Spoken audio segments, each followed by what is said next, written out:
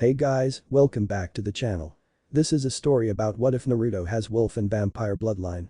Before I start, please support for more amazing content and do consider subscribing to my channel and share this video with your friends. This is written by fan of Fanfics, link in the description and support writer. Let's start the video. The king comes forth. It was a perfectly normal October 10th in the village hidden in the leaves. Well, as perfectly normal as a ninja village can be. It was a beautiful summer night, perfect for the festival to celebrate the downfall of the greatest demon lord, the Kyuubi, the nine-tailed fox. However, things were not perfect for 5-year-old Naruto Uzumaki, who was currently running for his life from a mob of villagers. Why do they all hate me? He thought, I haven't done anything to them, and they treat me like some animal that wants to kill them. Turning into an alleyway, Naruto's way was cut off. Seeing a bunch of trash cans, he decided to try to hide. However, there is only so long you can hide in a closed-off back alley. So, the demon thinks it can escape us by hiding behind garbage, does it? Came a voice. Suddenly, Naruto was grabbed and pulled into the worst beating he had and will have ever received. Hopping across rooftops, a lone figure was moving freely over the village. Hopping, not exactly the best word, he seemed to be almost gliding. Damn, never a meal in a ninja village. Thought the shadowy figure. But something caught his eye. Down in the alleyway, he saw a small boy, no older than 5, lying broken and bloody, but strangely not dead, in the alley below. By lucky night, said the man, appearing next to Naruto, from the look of this, you won't be missed. Grinning, and showing off his severely long fangs in the process, the man bit down into Naruto's neck and started draining his blood. Deep in the recesses of Naruto's mind, a pair of giant red eyes opened, and a dark voice mumbled, oh no, you don't, you damn parasite. With that, a massive amount of red chakra flared to life and began flowing into Naruto. Back outside, our now revealed vampire was feeling two things he had rarely felt since becoming a creature of the night. Fear, though he couldn't for the life, or undeath as the case may be, figure out where it was coming. Other was pure agonizing pain. Releasing Naruto, he screamed in horror before turning to ash. Good riddance to bad rubbish. This may well work to my advantage though. Best get to work changing the kid's new genes. An hour later, Naruto came across a big room. By the looks of things, he had earlier decided the mob must have thrown him into a sewer and he had been wandering around ever since. In this new room was a giant cage, kept shut only by a small bit of paper with a kanji for seal on it. Who knew that the sewers were this big? He said more than asked. Suddenly, from within the cage, someone or something said this isn't a sewer. Looking up, Naruto looked into a pair of giant eyes and teeth that made him look small in comparison to just one. Who are you? Naruto managed to ask. I am the great Kyuubi no Kitsune. And before you start any crap about the fourth Hokage killing me, let me tell you that I cannot be killed by conventional means. The only way I can be stopped is with a very powerful seal, which is why I am here. The fourth sealed me in an insignificant child you. So that's why everyone hates me, they think I'm you.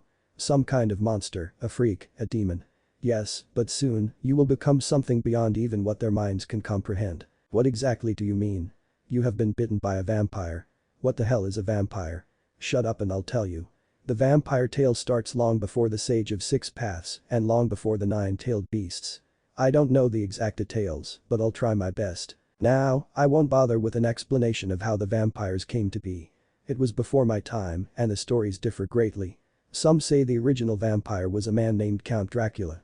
The man became so powerful that only a werewolf could manage to kill him. A werewolf? Quite when I'm speaking whelp. Anyway, the story goes that he was murdered. But he made a pact with the devil himself and returned as a vampire. Other tales speak of a man named Alexander Corvinus. He was infected by a virus that made him immortal. He passed on his immortality to 2 of his 3 sons, one bitten by a bat, the other by a wolf, creating the first true vampire and lichen clans. Because I know you're going to ask, lichen is another term for werewolf. Regardless of how they were created, the original vampires were gods compared to the vampires of today. Vampires now can be killed with silver, stakes through the heart, even sunlight can be fatal. You however will not be so easily killed. In fact, I've removed most of the weaknesses. I've turned you into a mini Dracula. The only thing that can kill you would be a werewolf, but that species went extinct long ago. Your powers will be impressive, even by shinobi standards. The ability to walk up solid walls without chakra. You will possess the ability to hypnotize weaker minds for a short period of time through eye contact. A nice little ability is that you won't appear in mirrors, but you can travel through them, though you need to know the location you are going. You will also be unable to be killed by mortal means, as your body is technically dead already. You can also transform into a large demonic half-man, half-bat creature. This will increase your powers exponentially and also give you the ability to fly. Some stories claim that Dracula couldn't have children, or that he could, but they would be born dead. I have remedied this. If you ever decide to have children, they will be born mortal and they should become vampires naturally as they grow older. I think all this is well worth the cost. Finished Kyuubi. What cost? You're going to be immortal. Once you reach the age of 21, it will appear as though you stay 21 forever, the same going for anyone you turn. You have incredible abilities along with it. However, to sustain this life, you must drink the blood of others. What? Relax. You don't need a lot of blood, maybe a person worth every month, though you can have as much as you want. You can also sustain yourself on animal blood. So can I still eat regular food? Yes. Now, you are about to wake up, I suggest you tell the old man all that I've told you, and if you need to talk to me, you need only think what you want to say. Hidden Leaf Hospital. I don't understand it, Lord Hokage. He is still breathing, he still has brain activity, he is even mumbling in his sleep, but there is no heartbeat, no pulse, in truth, his body is so dead it could be buried 6 feet under by now. Thank you, you may go. Naruto groaned. He knew both of those voices. Old man Sarutobi and his personal doctor. Opening his eyes, Naruto looked up at the ceiling of his least favorite place, yet one he knew so well, the hospital. Naruto, are you feeling alright? Asked Sarutobi. He looked at Naruto and hardly recognized him. His hair had become slightly dull, but only if you had an eye to notice such a change. He seemed muscular for a 5-year-old, though he was still lean. His ears had become ever so slightly pointed and his skin had become slightly paler. All in all, he did not look the same. I'm fine, old man, and boy do I have news for you. After recounting everything to Sarutobi, it was decided that Naruto's abilities be listed as a bloodline and he be told of his heritage. After flipping out, Naruto accepted the inheritance left to him by his father, the 4th Hokage. It was also decided that Naruto be trained outside the academy. While Sarutobi wanted Naruto to make friends, he didn't want Naruto to lose control or something and feed on a student. Naruto did however get a nice job for when he wasn't training in the academy jutsu, which wasn't so hard as his chakra control seemed, while not great, slightly better than it was. Naruto, though young, got to execute prisoners through draining. Though the thought of killing and drinking blood still disturbed Naruto, he wasn't about to say no to what he was now very good at. The IMESKIP 7 years later, Naruto had all but mastered the 3 academy jutsu, along with a more powerful clone jutsu the old man had taught him, the shadow clone jutsu. He had also very nearly mastered all of his vampire abilities. He looked exactly as he did that night 7 years ago, he had just gotten bigger. He wore a black trench coat similar to Ibiki Marino's, black shinobi pants, and a black shirt with a kanji for blood on the front. The day was the day of the genin team assignments, and since they were 1 genin short, Sarutobi was putting Naruto in the slot, though he didn't know who his teammates would be. Naruto was sitting sleeping in the back of the class, while the teacher, Iruka, read off the team list. Okay, Team 7 will be Sakura Haruno, Sasuke Uchiha, and Naruto Uzumaki, said Iruka, though double taking at the last name. Right in the middle of her gloating, the pink banshee Sakura, just asked sensei, who is Naruto? That would be me. Said Naruto, appearing at the front of the class. Who is this guy? Oh well, as long as he doesn't get in my way. Guess who thought that? 2 hours. I swear if our sensei is this late constantly, I'll make death look like a luxury compared to what I'll do to him. Damn it, old man, why in the 9 hells did you have to make Kakashi our sensei? Naruto screamed. You know this guy? Asked Sasuke. Yeah, he's practically famous for 2 things in the village. His little smut book and his chronic tardiness. Was Naruto's reply. Suddenly, Naruto calmed down ever so slightly, while muttering finally showed up very quietly to himself. Both Sasuke and Sakura looked at him like he was nuts when the door opened to reveal an odd-looking man with a face mask and a headband covering his left eye. Staring as impolite, he said, my first impression of you is you're all idiots. This earned sweat drops from the 3 genin present. Meet me on the roof, said Kakashi, who disappeared in a cloud of smoke. Looking around, Sasuke and Sakura realized that Naruto was gone too. Kakashi got to the roof to see that Naruto was already there. So, Naruto, bit any good necks lately? Asked Kakashi with his little eye smile he does so well. Not recently, but if you tell these 2 about my bloodline before I'm ready to tell, it's gonna be you who I feed on next. And if the screams of terror and pain I normally get from prisoners are any indication, it's not very pleasant. Kakashi nodded while making a mental note to keep his distance from Naruto. Finally the other 2 genin showed up. The introductions go the usual way until Naruto's. My name is Naruto Uzumaki. I like the old man Hokage, training, my side job, and ramen. I dislike arrogant pricks, and my dream, well I haven't really thought about this one. After all, I've got all the time in the world. Okay, meet me at 7 o'clock tomorrow at Training Ground 7 for your genin test. Said Kakashi. What? But we're already genin, shrieked Sakura, bursting several eardrums in the process, see. She said while pointing to her headband. After getting his hearing back, Kakashi said, "That was the test to see if you were worthy to become genin. Don't be late, oh, and don't eat breakfast or you'll throw up." The first true mission. Naruto arrived at the training ground at 5 minutes to 9 to a screaming pink-haired bitch, sorry, Sakura screaming at him that he was late and that Kakashi-sensei told them to be here by 7. Now, Naruto may not be a conventional vampire, but the sunlight still irritated him. It weakened his powers and made him feel very irate. He may not have the weaknesses of the false vampires, but he was still more of a creature of the night, damn it. Finally, having had enough of her ranting, he took her by the throat and looked her in the eyes. His powers may be weakened in direct sunlight, but he could still hypnotize her weaker mind. She fell asleep and went limp on the ground, much to the relief of Naruto and Sasuke, who was sitting on a lone tree branch. Jumping down, he asked, "How did you manage to shut her up?" "Part of my bloodline," replied Naruto. "It's one of my special abilities granted by it. If you're good, I might show you the others." Now Sasuke was intrigued. "You have a bloodline. Congratulations, you just went from a loser to a noble loser in my book," he said. "Thanks, I guess," replied Naruto, though in his head he was thinking, must not kill my team, must not kill my team, must not kill my team. It was around this time that Kakashi showed up with some interesting news.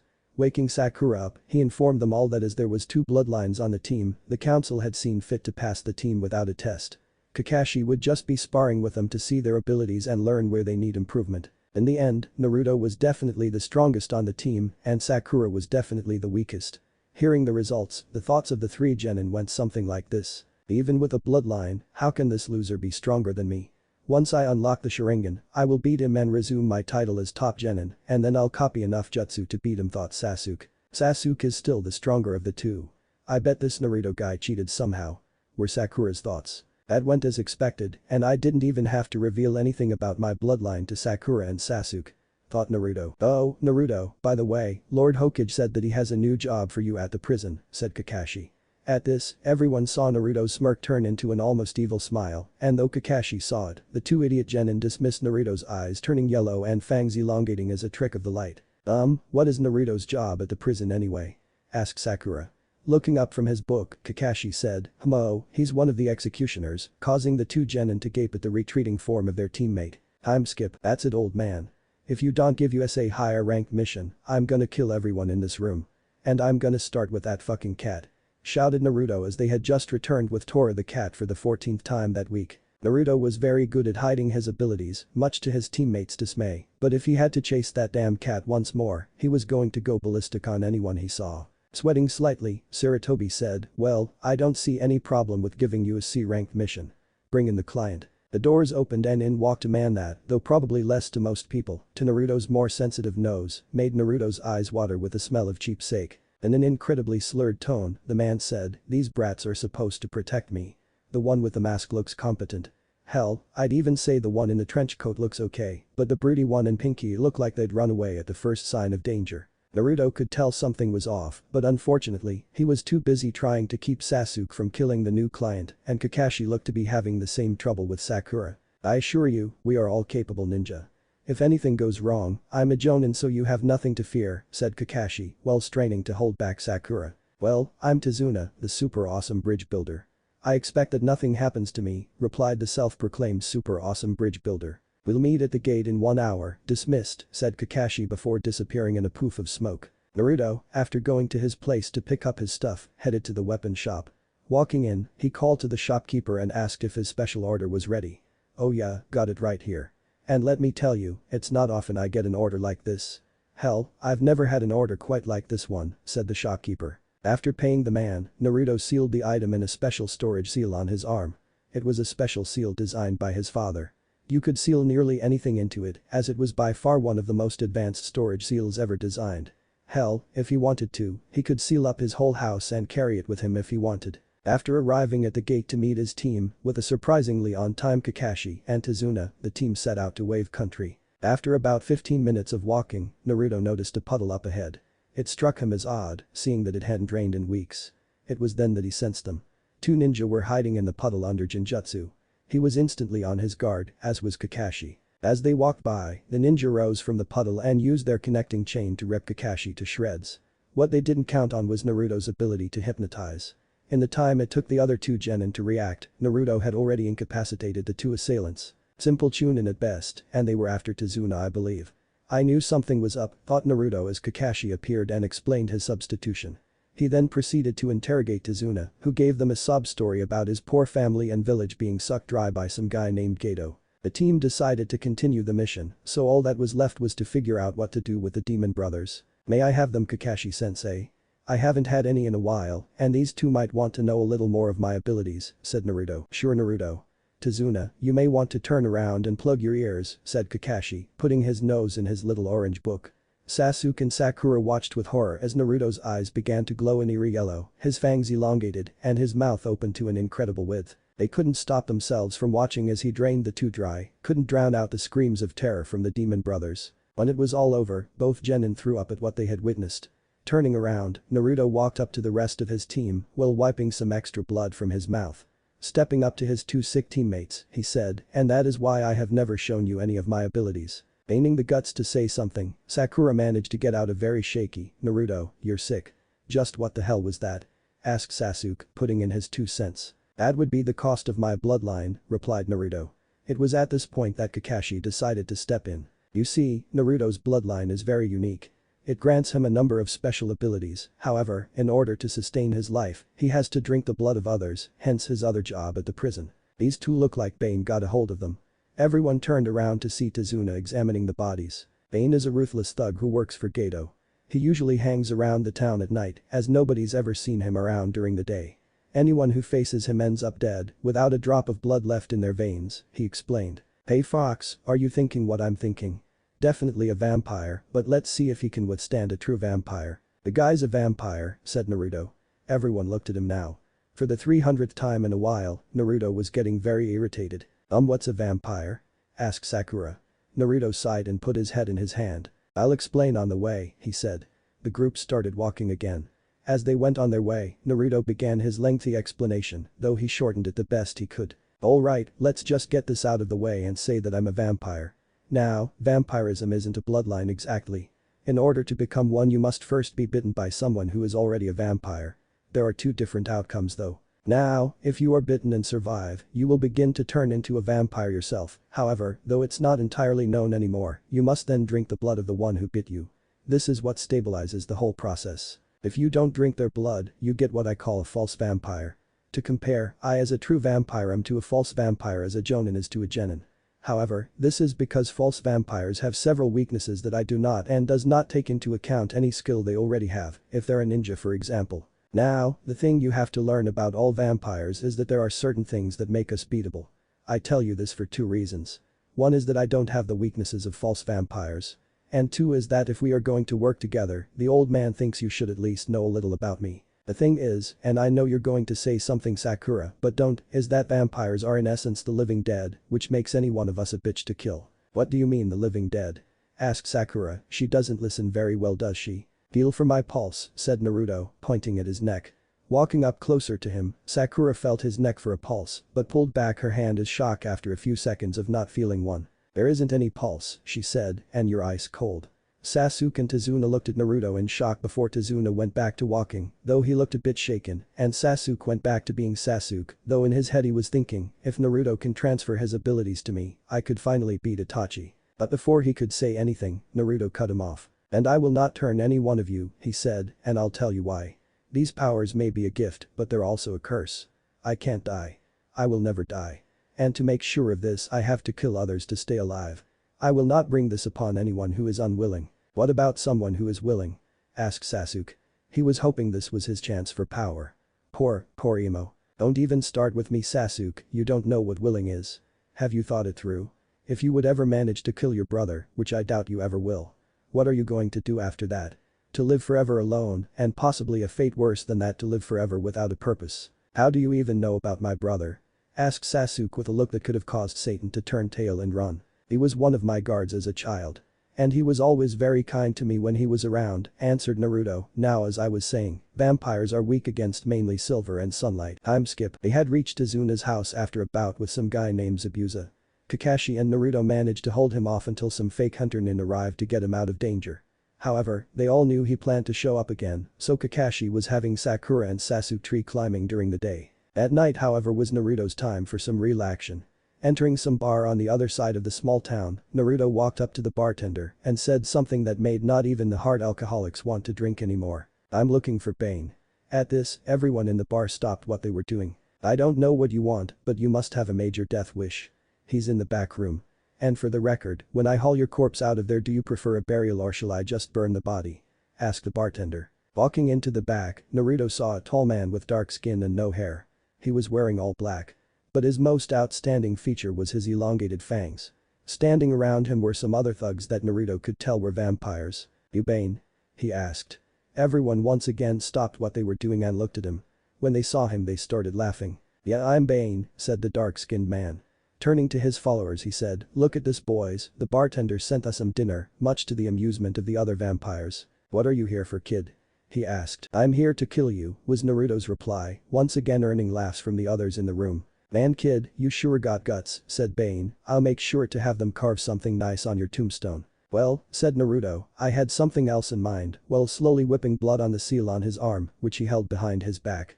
Suddenly, Naruto disappeared and reappeared behind one of Bane's thugs, holding a very ornate sword. Before anyone could ask what he had done, the vampire suddenly burned up and turned to ash, and the bones turned to dust.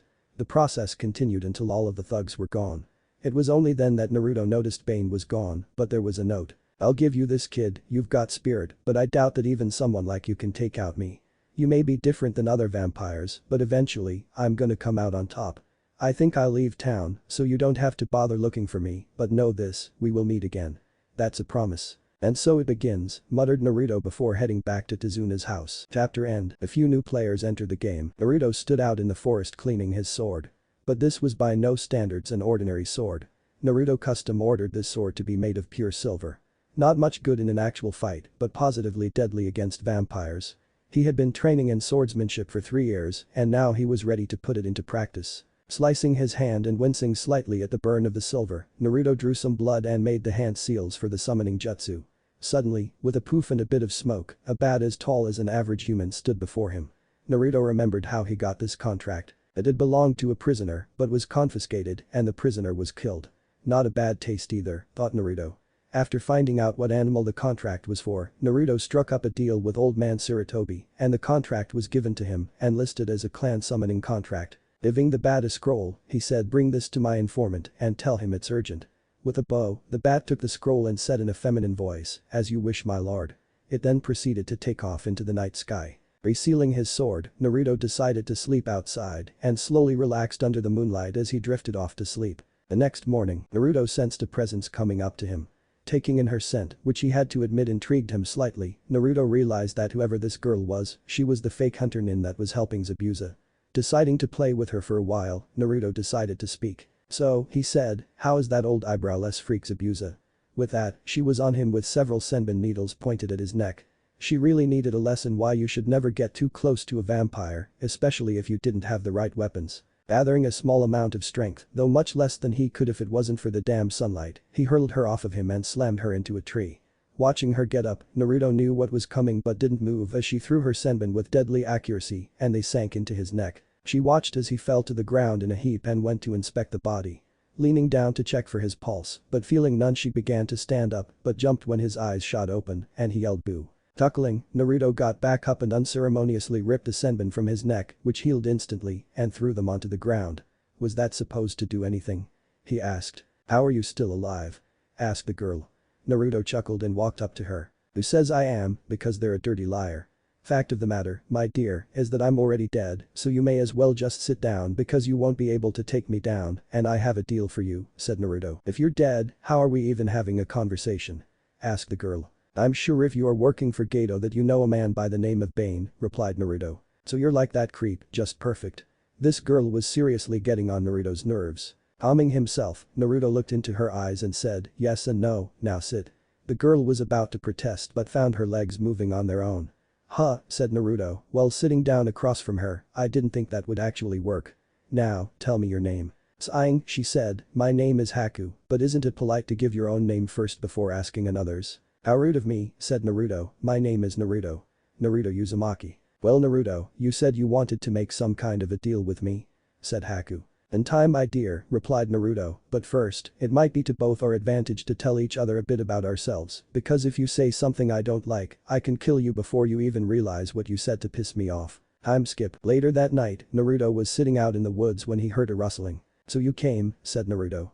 Behind him, a figure appeared from the shadows behind him. "Just as you requested, my lord," said the man from the shadows. "How many times do I have to tell you, you are my best and most trusted friend?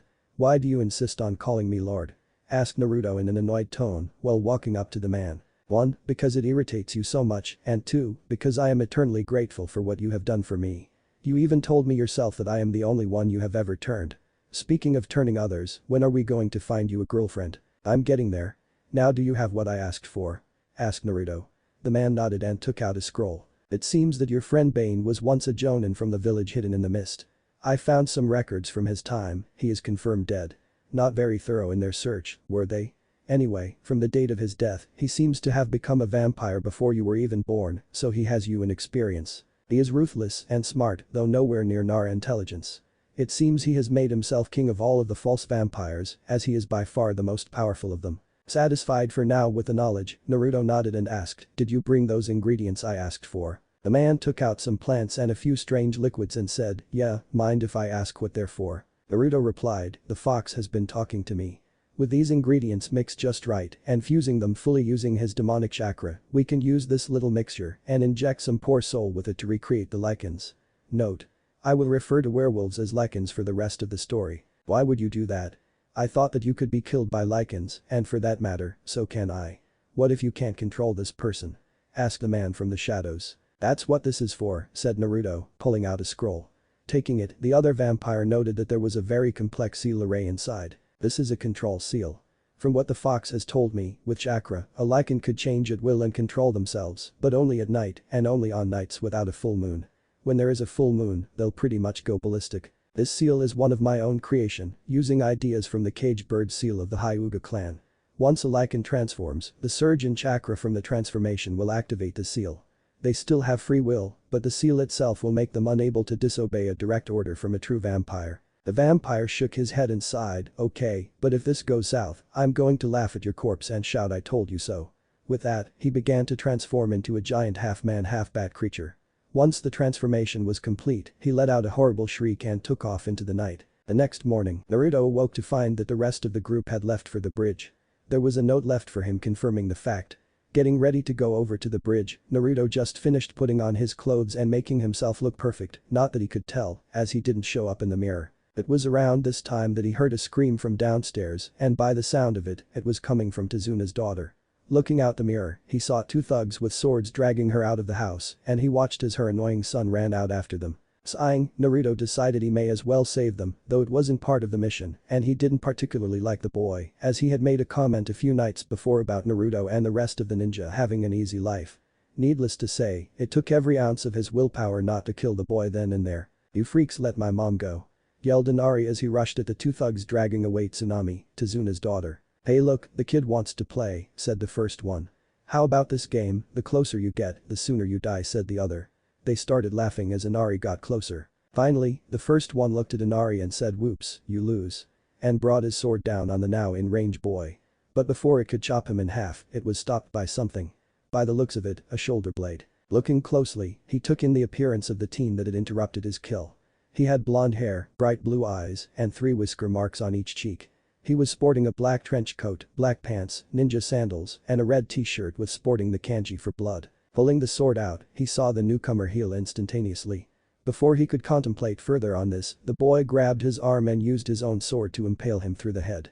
His partner, though frightened, ran up to the blonde and started to swing wildly, eventually managing to slice his arm clean off. However, if he was looking for a win, he was mistaken, as the blonde picked up his severed arm and reattached it, the tendons and nerves reconnecting until he saw the skin pull over and heal seamlessly, without leaving any sign he had been injured. Grabbing the man by the throat, Naruto looked over to Inari and said, "Turn around and whatever you do don't look."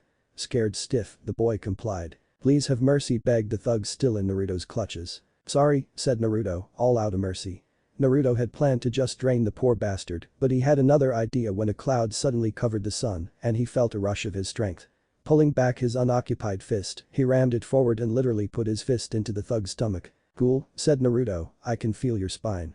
As he said this, the still-alive thug felt a surge of pain and began coughing up his own blood, which to his horror, Naruto wiped some off with 2 fingers and slowly began to lick the blood off. "What the hell are you?" the thug managed to gurgle out. Naruto looked him straight in the eye and said the last 2 words he would ever hear. "I'm complicated." With that, Naruto gripped his spine tight and pulled, ripping the man's spinal column to shreds, and the man went limp. Those last 3 lines of Naruto's were some of my favorite movie lines of all time, I had to put them in. As the man fell to the ground dead, Naruto turned to Tsunami and said 3 words. "Burn the bodies." With that, she saw Naruto begin to transform into a horrible man-bat creature and take off in the direction of the bridge. Azuna's bridge. While Kakashi seemed to be gaining the upper hand against Zabuza, Sasuke was not having as much luck with the fake hunter Nin. "Damn it, this guy is moving too fast for me to see. If I don't find a way to beat this mirror jutsu, it's more than likely gonna stay that way," he thought. Suddenly though, his thoughts were cut short by a horrible shriek, causing him and everyone else to try and peer through the mist for the source. "It appears our fight is over for now, Uchiha, as Lord Zabuza and I have some business to attend to," said the fake hunter before all the images disappeared, followed shortly by the mirrors themselves. And as though some signal had been given, the mist finally cleared, letting Sasuke see Zabuza and the hunter standing next to a giant creature. Then, before his eyes, the creature transformed into Naruto, and he seemed to be talking with Zabuza. "With Naruto, Haku, and Zabuza. So, do we have a deal?" "I assume we do or you wouldn't have stopped the fight," said Naruto. "What deal? You just said something about us gaining near immeasurable power. You haven't told us what you want," replied the demon of the bloody mist. "Always right to the point, aren't we? What I want is simple, I offer you protection and power, you join the Leaf Village, and Haku agrees to join my clan as one of my wives." At this, the eyes of everyone within hearing distance widened. "Nothing doing," said Zabuza, "we'd be willing to join Konoha, but Haku isn't going to be used as some sex toy. As much as I hate to admit it, she's like a daughter to me." "Yes, but you see, unless she joins my clan, the 2 of you cannot actually enter the village safely. I may be loyal to the Hokage, but as it is, the council has more power now. They would more than likely turn you in for the bounty, and Haku would be given to someone like the Uchiha on my team, who will use her as only breeding stock. As you are now, if you ran, you would probably get captured by another nation's hunter Nin, and I also know you are tired of running. I can see it in your eyes. Deep inside those eyes you have the look of a man who simply doesn't give a damn anymore," finished Naruto. Zabuza was about to retort but was stopped by Haku putting a hand on his shoulder. "I'll do it," she said, "but not for the reasons you think. Naruto, you have shared the curse that is your life with me, and it is similar to mine in many ways. You also have a look in your eyes, one that screams for companionship, though I doubt you would ever admit to that. However, what I believe most of all is that while your heart may no longer be beating, it doesn't mean you don't have one." Naruto looked touched for a moment before realizing what he was doing. He quickly schooled his features and in a matter-of-fact tone, said something that seemed to make a chill run up everyone's spine. "It's going to be a pleasure proving you wrong, my dear." Suddenly, clapping was heard from across the bridge. Chapter end. Disclaimer. I do not own Naruto or anything I may cross over into during the course of the story. Azuna and all the shinobi present looked to the other end of the bridge to see Gato, thug army behind him, clapping at all the events. "Well Zabuza," he said, "it sounds like you plan to betray me. Not like it makes much difference, I wasn't planning on paying you anyway," he finished with a smirk and a chuckle. He then turned his attention to Naruto. "And you scared away my best enforcer. But he left a few tidbits of information, vampire," he said, causing Naruto to scowl. "Allow me to finish him, my dear," said Naruto, turning to Haku, "and consider it a wedding present." Gato once again smirked. "You don't think I held Bane off with just money, do you? This is business, we always have a backup plan," he said, pointing at one of his lackeys. Said lackey pulled out a crossbow and fired a single bolt at Naruto, who caught it. However, he soon screamed in pain as his hand started on fire. Quickly throwing the now recognized silver to the ground, it too was in flames and melted on the unfinished bridge as if it were in a forge. Holding his hand, which was healing at a great deal slower rate, Naruto sent a glare and snarled at the now laughing crime lord. Feeling greatly annoyed, Naruto began transforming into his creature form and, letting out a blood-curdling shriek, began running at the group. Gato and his thugs, unaware that Naruto could transform into such a beast, were in a panic. Jumping and using his wings to glide slightly, Naruto landed in the middle of the group. Picking up one of the thugs, he let out a roar and tore one of his arms off. Grabbing the thug by his other arm, he hurled him off the bridge. Hatching on, Kakashi created several shadow clones and took on several members of the group. Haku, using her bloodline, formed an ice mirror and walked into it before several other mirrors formed around the battlefield, though at that point it was more like a slaughterhouse. Coming out of random mirrors, she would grab the closest thug and slit their throat. Beidou, seeing his army being taken down as if it were made of paper, began to run, hoping to avoid the attention of the shinobi. He wasn't so lucky. Going somewhere? He heard before being picked up by the horrifying creature the blonde boy had become. Please. Let me go and you can have anything.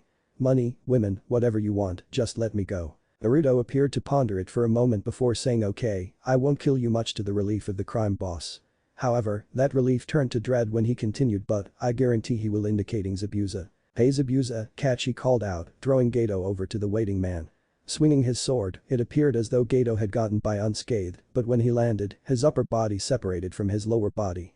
Zabuza had cleaved Gato clean in half. Upon seeing this, Sakura promptly threw up.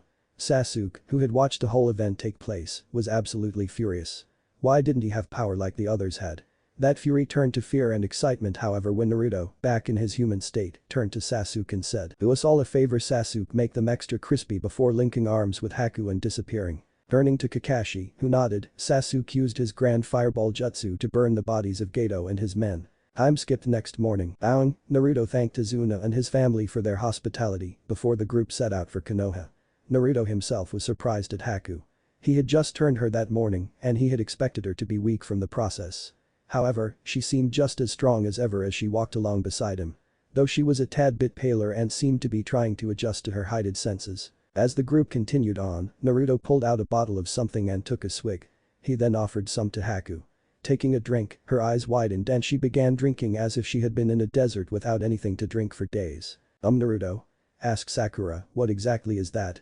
Though she knew she wouldn't like the answer. "You remember that army of thugs? Well, I kept some of them to drain later.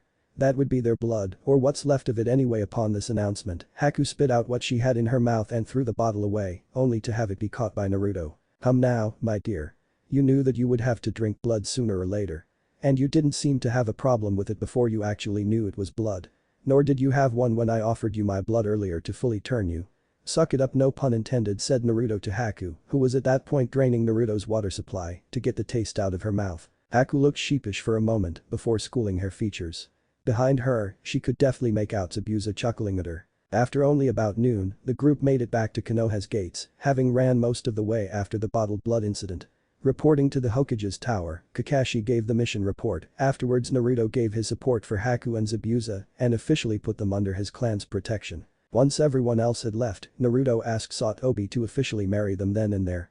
So now, after showing Haku and Zabuza the Namikaze estate, he decided to give Haku a tour of the village.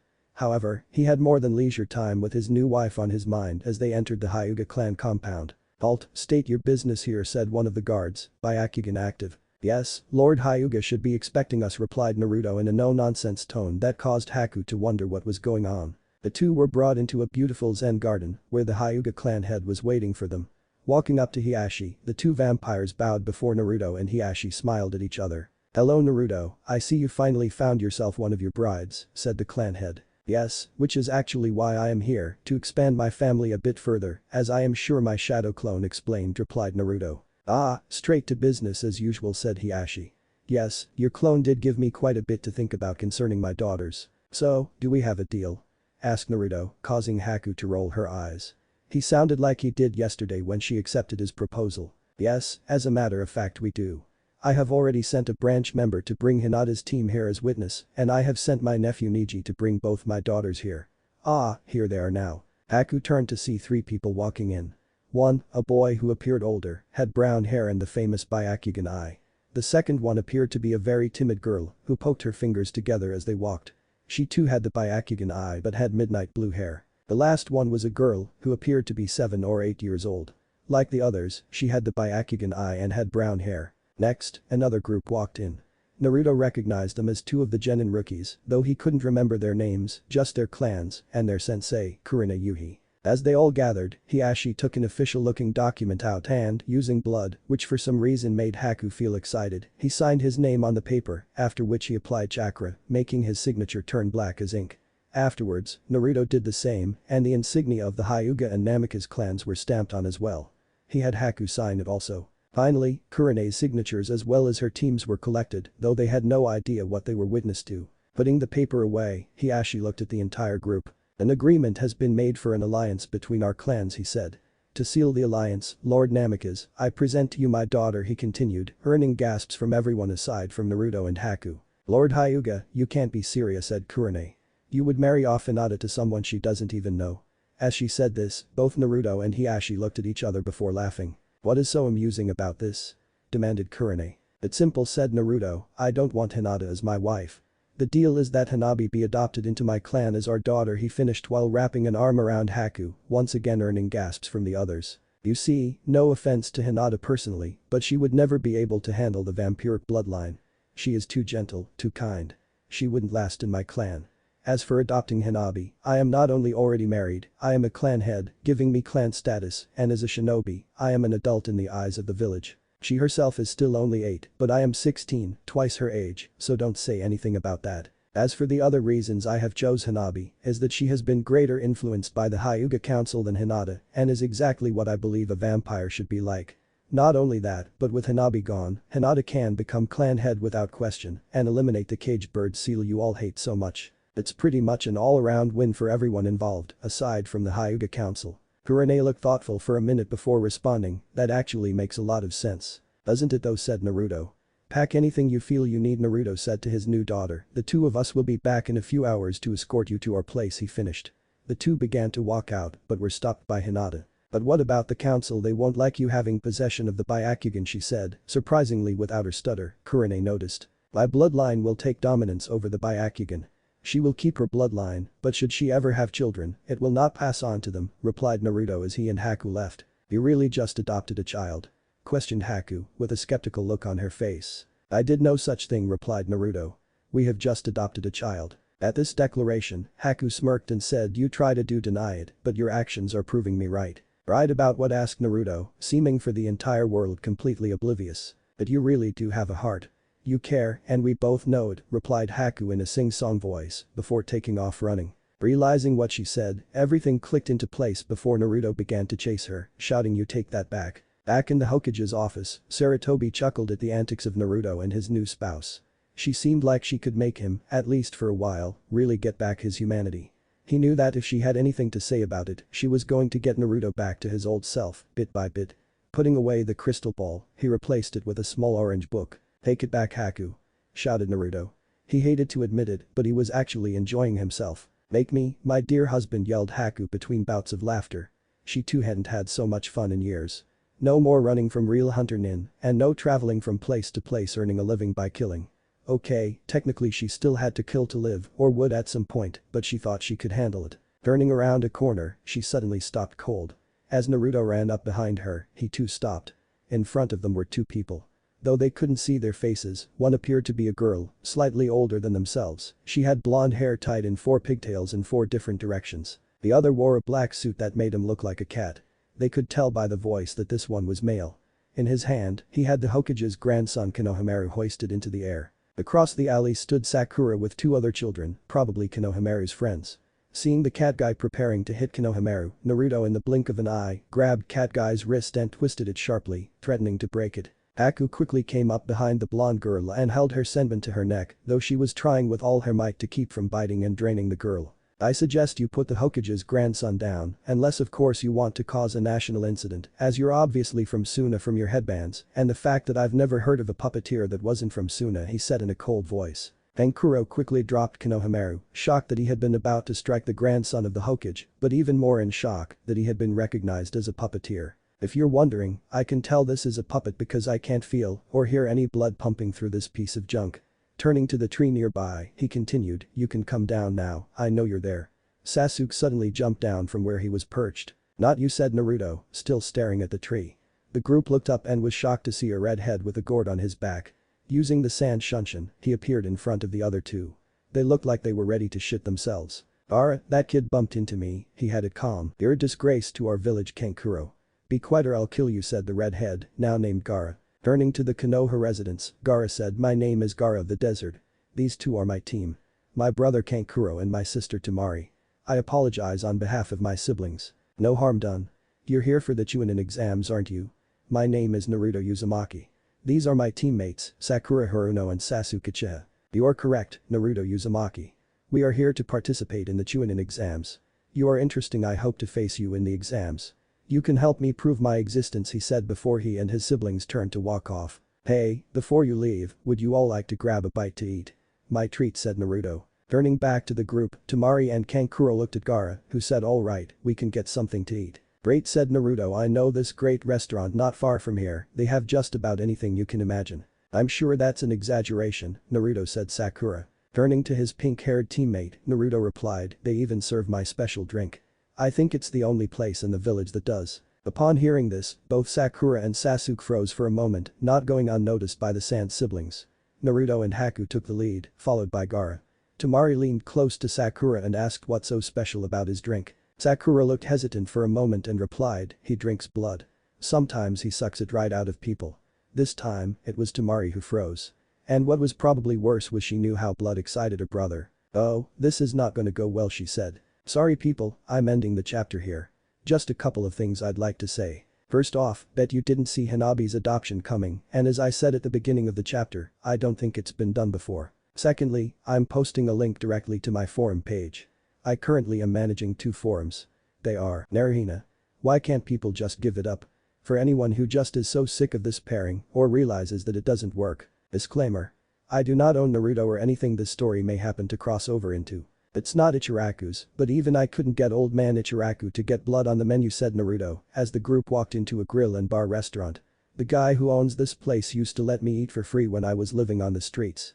He butchers his own meat and keeps the blood for me now that I'm vampiric. As if to make his point, an older man at the bar, a former shinobi if anyone could guess by the way he carried himself and the many scars on his body, waved a group over to a table near the bar. Naruto, my boy, what can I getcha? The usual, I'm guessing, said the man, a warm smile on his face as the group sat down. Better make it 2, Naifu, I've made a friend, replied Naruto, wrapping his arm over Haku's shoulder. The man, now named Naifu, smiled and walked to the back room. What kind of name is Knife? Asked Sakura. His real name is Ryu, but during his time as a shinobi, he had a funny obsession with using trench knives for weapons. And not just that. He always carried one wherever he went, even picked his teeth with them. From what I hear, you can't step into his apartment without stepping on something sharp and pointy. Naifu is just a nickname given by his shinobi friends, and it was so stupid and unoriginal, it just kinda stuck, replied Naruto, shrugging his shoulders as Naifu came back in with 2 tall glasses of pig blood for the newlywed couple, making Gaara watch with wonder as sand seemed to fly around him oddly. You forgot to mention my sharp wit and devilishly good looks, chuckled out Ryu. As the group ordered, Temari and Kankuro looked on nervously at their brother. Gaara himself watched in awe as the 2 vampires downed their glasses of blood and ordered 2 more. All through the meal hardly anyone talked aside from Naruto, who seemed to pay no mind to the look of bloodlust in Gaara's eyes as the sand whipped and swirled around the redhead. It wasn't until Gaara's curiosity was piqued that he even said one word. Why exactly do you drink blood? He asked, his voice taking on a hint of excitement at the mere word. It's a vampire thing, was his reply from Haku, who went back to drinking her own glass of the pig's blood. Gaara was about to inquire further, interested in these vampires as she called them, when an empty liquor bottle was thrown at the back of Naruto's head, smashing on the back of his skull. The boy could have easily dodged it, having known it was coming, but instead chose to let the man take his shot. After his childhood he was used to such things. Turning around, Naruto noticed a drunken man stumbling his way across the bar toward them, a look of utter hatred adorning his face. All of it aimed at Naruto. As the man got nearer, Naruto stood and turned to face the man, his face never losing its eerie calmness. Hey, demon boy. You've overstayed your welcome here. Why don't you just leave the village and do us all a favor? Slurred the man as he got closer to Naruto. Both Gaara and his siblings raised their eyebrows at the demon remark. Sir, you're drunk. I suggest you go home before you get hurt, replied Naruto calmly, before turning his back to the man and preparing to get back to his meal. Don't you ignore me, beast. Shouted the man as he pulled out a knife and stabbed it into Naruto's spine.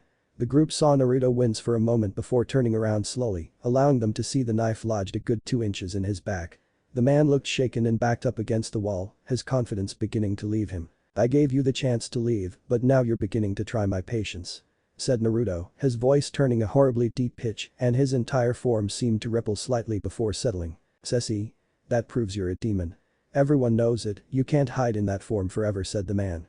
Naruto in the blink of an eye had the knife out of his back and threw it at the drunk, stabbing through his hand, pinning it to the wall he was against. You want it, demon? A beast. You've got one. Shouted Naruto as his form began to ripple and grow, becoming the same creature he had become the day before on the bridge, making even Gaara move away slightly. Naruto walked slowly toward the man as he struggled to get free, to no avail. Naruto got close enough to the man and grabbed him, pulling so hard he ripped the man's hand from the wall. He made his way over to the door, man still in hand, and flew out of the restaurant. The rest of the group, even Gaara, quickly ran outside as well to see that Naruto had flown several thousand feet into the air and continued to fly upward until they couldn't see him or hear the screams from the drunk anymore. They all stood there, staring up into the sky for several minutes before they could make out the form of the drunk, falling at an incredible rate toward the ground. The man fell, hitting the ground hard enough to shatter every bone in his body. Fortunately, he wasn't alive to feel it, as evidenced by the fact that no blood flowed from his many wounds. Seconds later, Naruto, back in human form, landed next to him, impacting hard enough to form a decent-sized crater. Standing up and dusting off, he looked at the wide-eyed group and just smiled sheepishly. Sorry you all had to see that. Should we get back to our meal?" With that, he simply strolled back into the restaurant as if nothing had happened. Haku, who wasn't nearly as disturbed as everyone else, just followed her husband back into the building as well. They were soon followed by the rest, all three of the Sand siblings creeped out. Gaara noticed that even Shukaku was silent, something he wasn't used to. As they got back to the table, they once more saw Naruto draining glasses of blood. Naruto, I think I'm gonna go," said Sakura, looking almost as pale as the vampiric teen. "Yeah, I think I'll head home too," said Sasuke, really wanting to get away from the blonde. That left Naruto, Haku, and the Sand siblings. Once his teammates left, Naruto suddenly became serious as he turned to Gaara. "Now then. What's a demon container doing here?" he asked, causing the three to freeze. Gaara's sand once more began swirling around him. "Don't be so serious, you're among friends," said Naruto, lifting his shirt, showing them all the seal array that covered his gut. After all, he said once he had finished, "You didn't think you were the only one in the world, did you?" The siblings suddenly went wide-eyed, even Gaara. The boy had known that there were others like himself, but didn't know he was having lunch with one. "So which one do you contain?" asked the sand manipulator, though after reading the leaf's history, he already had a pretty good idea. "The 9 tails," Naruto answered. "As for you, based on your manipulation of the sand and the fact that you come from Suna, leads me to believe you to contain the 1 tail, it should be no Shukaku, right?" His response was a slight nod from the boy. "I take it that the officials in charge of the exams have no idea of your condition," then continued Naruto. "Meaning you either didn't want people meddling in your private affairs or you didn't tell because you've been sent in as a weapon against this village."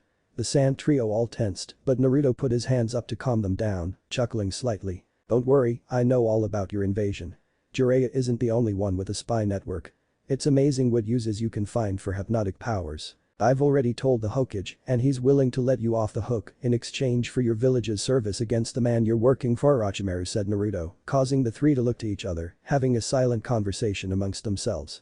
As they did, Naruto took out a slip of paper and wrote down the location of his home. "If you make your decision, come to my home and talk to me," he said, before leaving the money for the restaurant bill and leaving, the three from Sand following shortly afterward. Once more stopping at the Hyuga estate, the two vampires met their new daughter at the gates, a few storage scrolls packed with all of her things. "Are you ready?"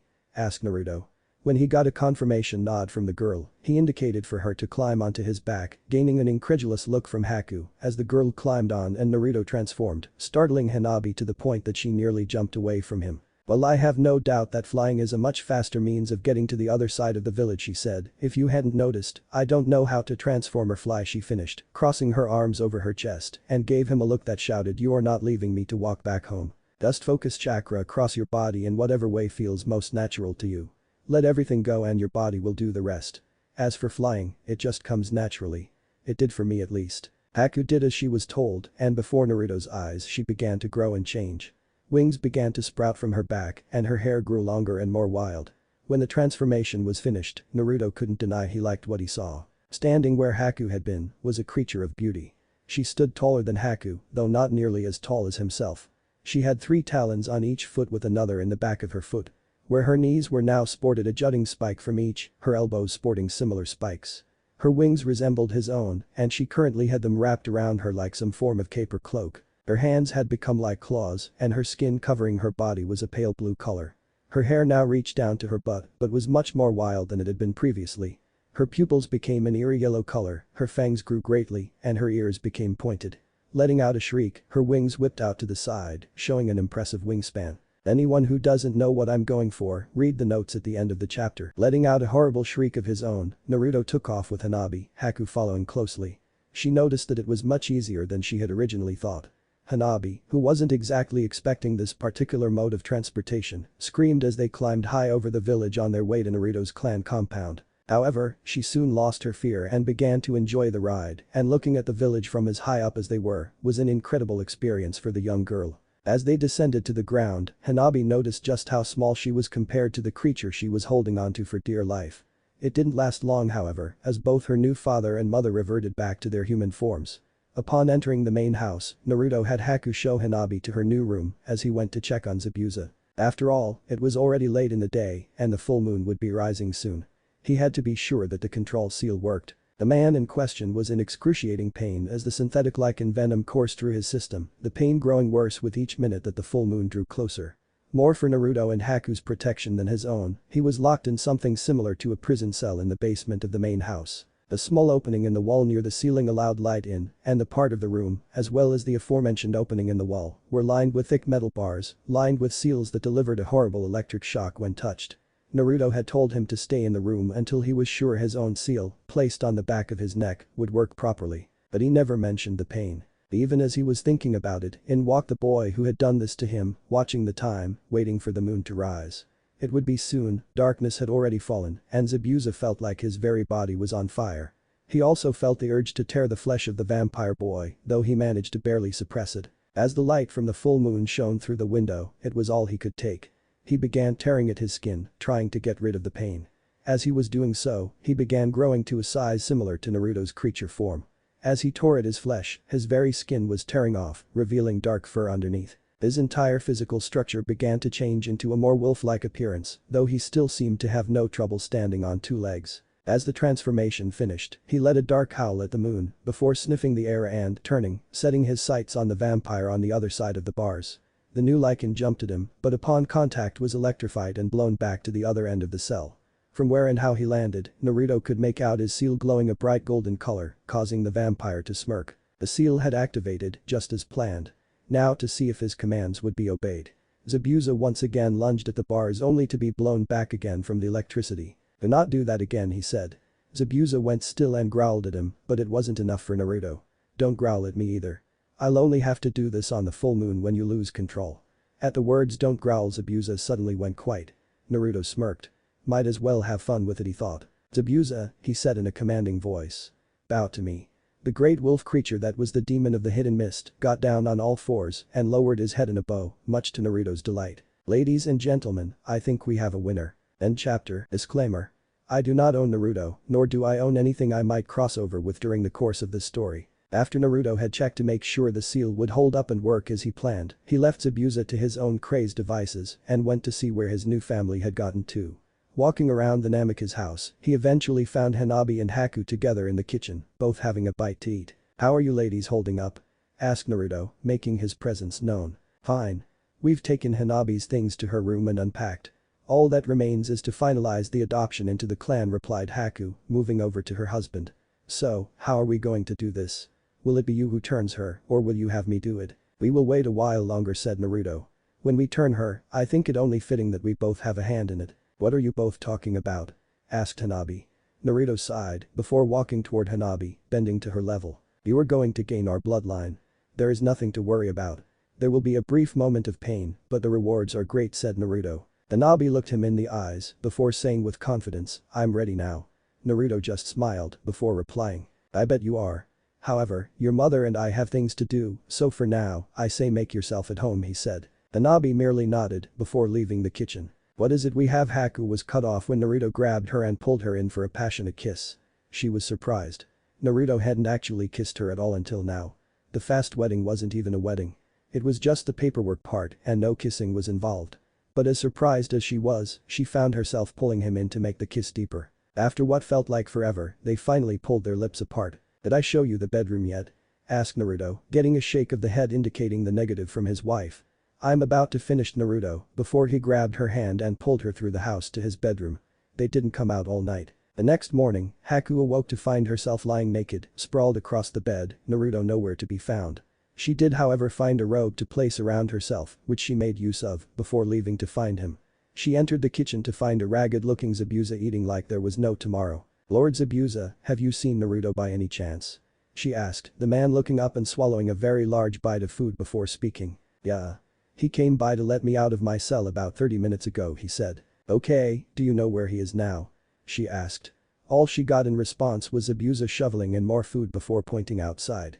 She left the house and walked in the direction that her master had been pointing before she wandered into his Zen garden. Inside the garden area, sitting on a large rock, was her husband, sitting in a meditative position meditating. She was about to leave, but was stopped. Don't go, he said. Come sit with me. Haku complied and sat next to the rock. Why are you out here?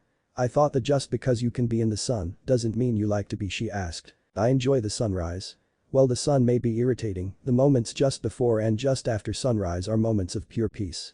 Perfect for meditation. For a moment, I can feel a semblance of life from within. You have no idea how peaceful it is to be able to feel deeply in tune with your own chakra, replied Naruto, never leaving his position or opening his eyes. That actually brings up a question. If you're dead, how are you producing chakra? Asked Haku. I used to wonder that myself, but the fox explained it all to me. Chakra is the combination of physical and spiritual energy of a person. The spiritual energy comes from my soul, which is still attached to my body, just as your soul is still attached to your body. The physical energy is produced because while I am technically dead, several functions of my body still operate, said Naruto. Oh, he guessed that makes sense, said Haku. Now, said Naruto. Let's see if that daughter of ours is awake. If she is, we'll turn her this morning. With that, Naruto got up and helped Haku out of her seated position. Now, he said again, to do this right, we both have to drain a bit of her blood and she has to drink both of ours. Haku nodded as they walked through the large house toward the room Hanabi was staying in, finding the girl awake, writing something down in a journal of some sort. What have you got there? Asked Naruto, causing Hanabi to quickly hide the journal behind her back. Nothing, she said. It's just a diary that sister gave me. Well, after today, you'll be able to start a whole new chapter, replied Naruto. We are going to give you our bloodline. Are you ready? Hanabi just nodded her head. That said Naruto, before at the same time whispering something into Haku's ear, getting a nod from her as well. Naruto and Haku both got down to Hanabi's level. This will hurt for a minute, said Naruto, moving in and gently piercing her neck, draining a bit of the young girl's blood. It took everything Hanabi had not to yell out in pain. After a short time, Naruto pulled out and Haku did the same thing on the opposite side of Hanabi's neck. Once she had finished her part, Hanabi dropped to the floor. Her breathing became shallow and all the color had been drained from her face. Taking out a kunai, Naruto slashed the palm of his hand, offering it to Hanabi, telling her to drink. She did so, but the more she drank, the more furiously she began to drink. Enough, said Naruto, pulling away, his hand healing instantaneously, his form rippling slightly. Now it was Haku's turn. She did exactly as Naruto did, cutting her wrist and offering it to Hanabi, who gladly drank. Once Naruto told Haku that the girl had had enough, Haku pulled away too, her wrist healing just as Naruto's had. Hanabi just lay with a blank expression on her face before suddenly, she began convulsing. Haku knelt down and stroked the girl's hair. Hanabi began thrashing and screaming, yelling that she was burning. Suddenly, she stopped. Her breathing became extremely shallow before she sat up. She looked at Naruto and attempted to smile, and Naruto noticed that she now had a nice set of fangs. Naruto picked Hanabi up and set her into her bed, laying her down before pulling out straps that appeared to be from a hospital bed. He hooked them to the bed and strapped Hanabi down. He then turned to Haku. Stay with her. If she needs blood, give her some, but only small amounts at a time, he said before leaving. Haku pulled a chair over to the bed and sat stroking Hanabi's hair once again. More Haku looked at Hanabi, who looked back and once again said, more. Haku once more took a kunai and cut the palm of her hand, which began bleeding. She offered it to Hanabi, who took it and eagerly began drinking. The more she drank, Haku suddenly began to feel lightheaded. Haku pulled her hand away, Hanabi just sighing at the blood entering her system. What will happen to me? She asked. You're a vampire now. You need blood to survive. But as long as you have it, you're immortal. From what Naruto said, you will age until you reach your peak, around 21, and then you will stay 21 forever, replied Haku. Will I have to kill people for their blood? Asked Hanabi. Maybe at some point, replied Haku. But for now, Naruto has large stores of it frozen in the cellar. You won't have to worry much. Will I be able to fly? Asked Hanabi in an excited albeit weak voice. Oh, you like that, did you? Asked Haku. Yes, you will get your chance to fly. Very soon, as a matter of fact. The girls looked to the door to see Naruto carrying several packs of blood that looked like the kind they keep in hospitals. Taking one, he threw it at Haku, who bit into the blood bag and swiftly drained it. Naruto also allowed Hanabi to drain 2 more of the packages before draining one himself. The last 3 he had carried were kept to give to Hanabi if she felt she needed more. I want you to stay in your room, said Naruto, unstrapping her from her bed. My clone will stay here and give you more blood as needed. But unless my clone says otherwise, you are too weak to train today. Hanabi just nodded before flopping back on her bed, falling asleep instantly. Naruto made a shadow clone before closing the curtain on each window, causing the room to go dark. Naruto and Haku left the room and exited the house, Zabuza and To. Where are we going? Asked Haku. Team meeting today. With the Chunin exams coming up, I'm betting Kakashi has the sign-up forms, replied Naruto. Also, while we are out, I'm going to train you in the use of your new abilities, while Zabuza gets used to his new power as well. They continued to walk until they reached a bridge where Team 7 usually met, finding Sakura and Sasuke already there. Well, Kakashi will be another half hour at least, so why don't you and I go start your training, my dear, said Naruto, taking Haku's hand and walking further down the path, into the woods. Zabuza merely followed. First things first, said Naruto. Shift into your other form and we'll have a bit of sparring. With that, his body rippled and morphed into his beast form, Haku's following suit into her slightly more elegant form. If he had to guess, Zabuza would put his money on Haku. Power and brute strength is one thing, but in her form, she appeared to be much more agile and capable of quick movements. However, it wasn't long before Zabuza was proven wrong. He had forgotten to take into account Naruto had Haku in experience. She had flown directly at him and attempted a slash with her clawed hands, which he narrowly avoided. Grabbing her arm, he swiftly used her momentum and with a shriek, whipped her into one of the surrounding trees, leaving an impact crater on the tree.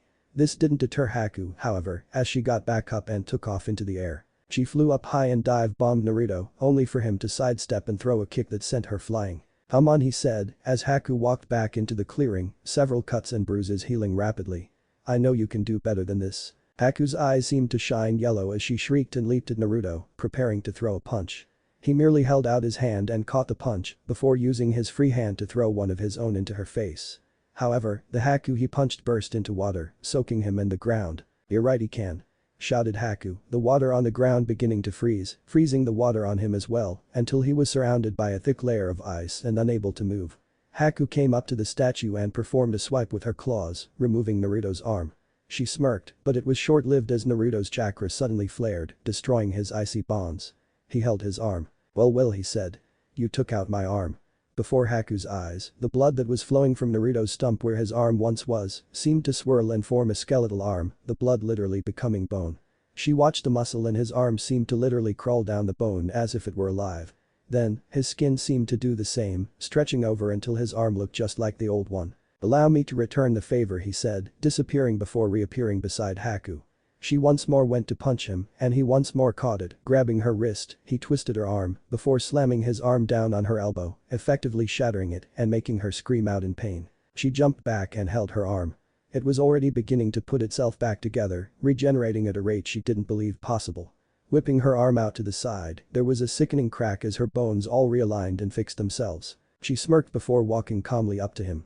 She wasn't nearly as tall as he was in beast form, so she flew up and kissed him dead on, causing Zabuza to look disgusted. When the kiss ended, Naruto said, I think that's enough sparring for now, before he reverted back to his human form. However, there was more to his decision than the kiss. He could feel Sasuke watching, while also Kakashi had arrived. As Haku became human-looking once more, Naruto took her hand and the two walked, Zabuza following, back to the team meeting spot. Chapter end. What if Naruto has wolf and vampire bloodline? Thanks for watching my video till the end. If you enjoy this content, then do consider subscribing to my channel and leave a like if you guys need the next part, comment down, and thanks for watching the video and see you guys in the next video.